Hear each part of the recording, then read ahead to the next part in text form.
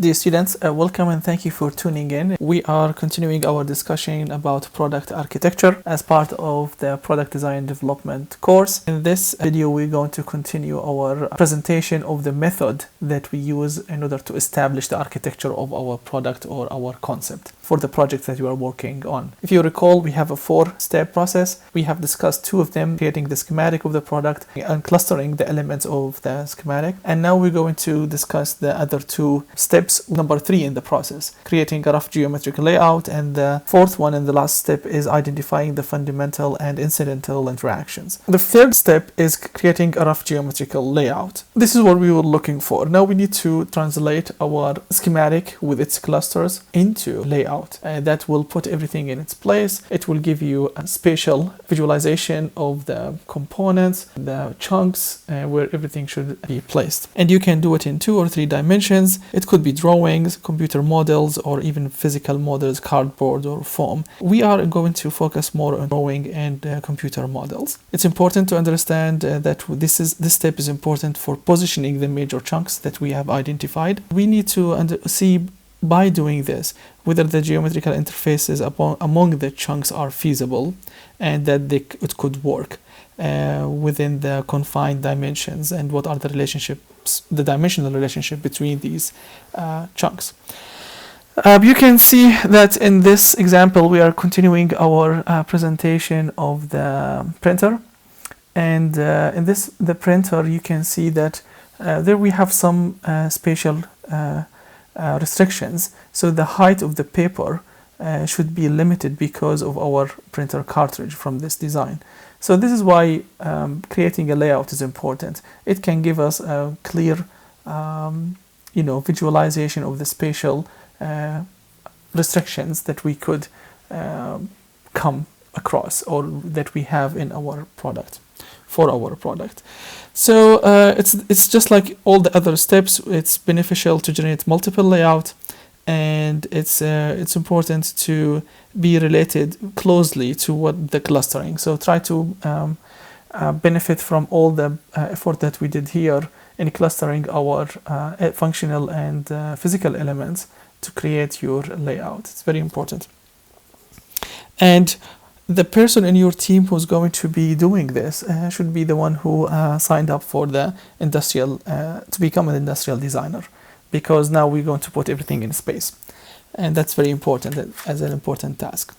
So this is the 3rd step. The 4th step and the final step in the process of establishing the architecture is actually defining and identifying the fundamental and incidental interactions. So most likely different people will develop different chunks, unless they are very complicated and they are interacting in a lot of ways.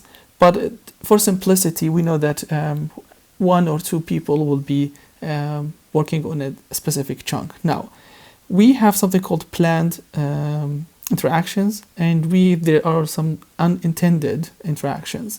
And if you look at our schematic that we developed at this step 1, you can see that where the interactions are happening after we created this schematic. So you can see where the flow of energy, the flow of material, and the flow of signal. So these are what we call planned fundamental interactions. Anything that is coming up as an interaction that we did not put in our schematic, this is something we call incidental interaction. And these incidental, we're going to define them and what they are. So you need to identify the non-interaction between the chunks, and also you need to identify any unintended interactions.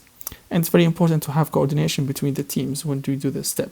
So we have 2 categories, to classify the interaction. The first category is fundamental interactions, and those correspond to the lines on the schematic that connect the chunks to one another. This is what we developed, and these interactions are planned. So everything here in this diagram is a planned interaction. Now, we have something called incidental interactions, and those arise because of a particular physical implementation or function or geometrical arrangement of the chunks. And one of the examples for interaction that you have in the printer, you have the motors, and it creates vibration, and that could affect the quality of printing because now you are affecting the X and Y axes. So you need to identify this, and you need to document this interaction. Also, heat that could come when doing printing, that might affect actually the quality of the printing and what happened to the cartridge. So all of these interactions that can come after implementation and that come along the process need to be documented. And so this is what we would do actually in order to document these incidental interactions. We use something called interaction graphs. And this is an example here about an incidental interaction graph. We need to document them. We cannot ignore them. And because they will affect the process and they will affect the design. So it's very, very important to document those. And we use these interaction graphs. It's a convenient way to identify and document interactions. We use them if you have less than 10 interactions. Very simple, you can identify it. If you have a complicated situation, we move to something called interaction matrices. We're not going to do this. It's very important that for the interaction graphs, you can see that we are not adding any of the fundamental or intended interactions. But if you're using interaction matrices, then you have to put the fundamental and incidental interaction. We're not going to discuss that. Now, we talked about vibration and thermal distortion. Those are interactions. That's something you can look here. So you have thermal distortion, this vibration, and they are affecting the print mechanism and the paper tray. And there are other type of interactions that we need to make, that have been documented by the team when they developed the printer. Keep in mind that chunks with important interaction should be designed by groups with a strong communication and coordination. Chunks with little interaction can be designed by a smaller group of people that does not have to have a lot of interactions. So I hopefully at this point, you will be able to do all the 4 steps of establishing the architecture of your project.